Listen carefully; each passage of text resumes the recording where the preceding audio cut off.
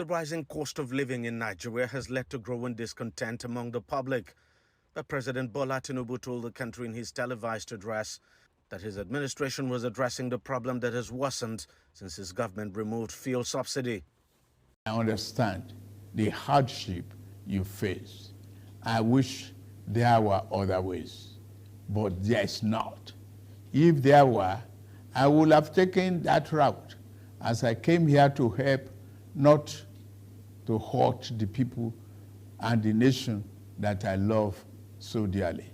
What I can offer in the immediate is to reduce the burden of current economic situation, which has imposed on all of us, most especially on businesses, the working class, and most vulnerable among us. Tinubu announced a series of measures to ease the cost of living crisis, particularly focusing on increasing food supplies in the country. He said his government will provide 200,000 metric tons of grains from the National Reserve, 225,000 metric tons of fertilizer and farm inputs. It would use 50 billion naira to cultivate rice and maize, and another 50 billion naira to cultivate wheat and cassava, among others. Tinubu said his government would fund 100,000 MSMEs and startups with 75 billion naira that will be disbursed through low-interest loans. The government has also moved to address transport costs.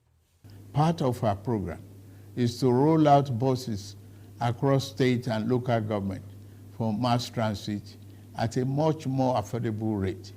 We have made provision to invest 100 billion between now and March 2024 to acquire minimum of 3,000 units of 20-seater CNG fuel buses. He also pledged to improve workers' pay. In the same vein, we are also working in the collaboration with the labor unions to introduce a new national minimum wage for workers. I want to tell you, our workers, that your salary review is coming. The president is keen to persuade labor unions in the country to shelve their planned nationwide strike against the rising cost of living. But the unions have said their industrial action will go ahead. Our peaceful rally will go on as scheduled. Even if we didn't have this problem and we decide to hold a rally, we still hold our rallies. So this rally has been fixed for 2nd, and we'll go ahead to hold our rally. The labor unions say the president's speech fell short of their expectations. Among other things, they had demanded a 300% rise in minimum wage and the rehabilitation of the country's petroleum refineries. They accused the president of avoiding the issue in his televised address.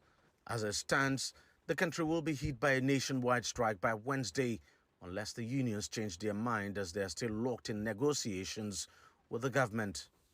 DG Badimasi, CGTN, Lagos, Nigeria.